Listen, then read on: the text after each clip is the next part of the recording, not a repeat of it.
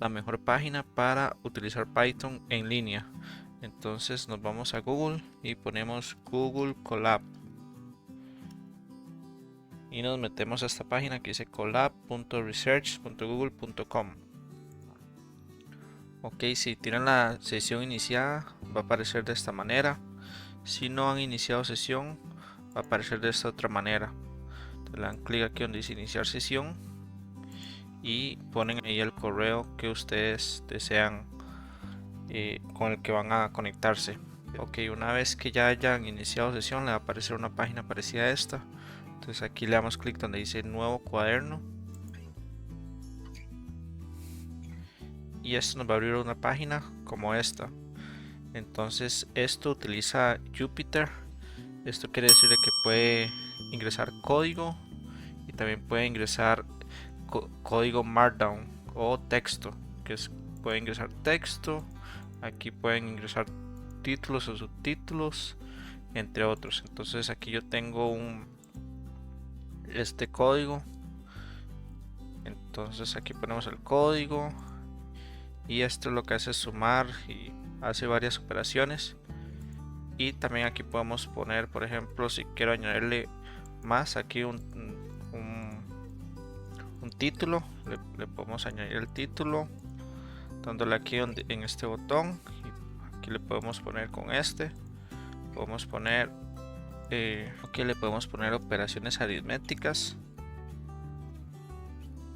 o el título que ustedes deseen, y aquí va a aparecer como en título. También podemos ponerle en negrita, aquí el texto en negrita que deseamos agregar, y podemos añadir otra información. Por ejemplo, aquí voy a añadir esto, que esto, el símbolo de numeral aquí en este caso lo detecta como un título porque es en lenguaje Markdown.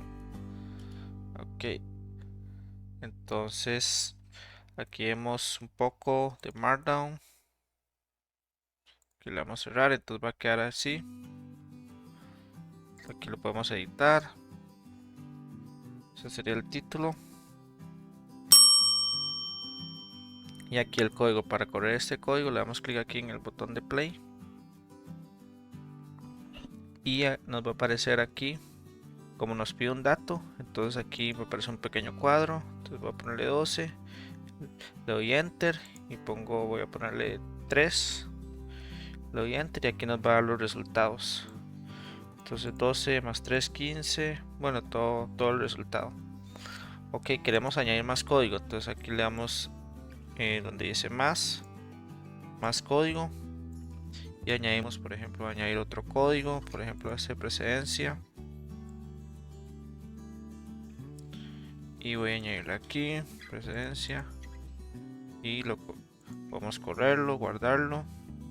Vemos aquí que ejecuta este código. También podemos, por ejemplo, si quiero ponerle más texto a este, vamos a ponerle precedencia. Entonces ahí podemos añadirle un título y ahí podemos añadirle más información. Esto utiliza lo que se llama el lenguaje Markdown. Que este lenguaje Markdown lo podemos ver en esta página markdownlivepreview.com, que aquí se puede ver una pequeña guía cómo usarlo. Ok, también tenemos la página oficial markdownguide.org y aquí aparece toda la documentación de este lenguaje, que es para documentar los programas o diferentes guías para realizar la documentación. Entonces, por ejemplo, y continuando con el video aquí de la mejor página para programar, tenemos aquí esto lo podemos cambiar el nombre aquí arriba, le ponemos el nombre que deseamos, por ejemplo operaciones matemáticas. Ok, ya hay esto quedó guardado, archivo guardar, y lo podemos guardar en esto queda guardado en Google Drive. También lo podemos compartir con alguien si deseamos compartirlo, le ponemos el correo. También podemos exportarlo, lo podemos descargar, ahí lo descargamos y se va a guardar en un archivo en formato Jupyter Notebook, que es para ver tanto lo que es el texto como el código.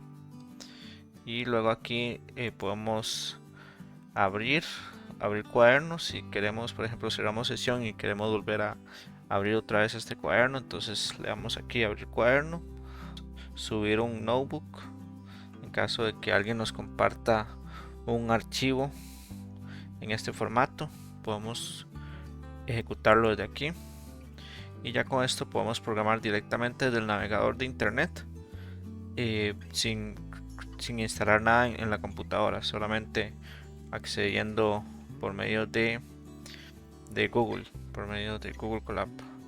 Ok, espero que les haya gustado. Gracias por ver el video.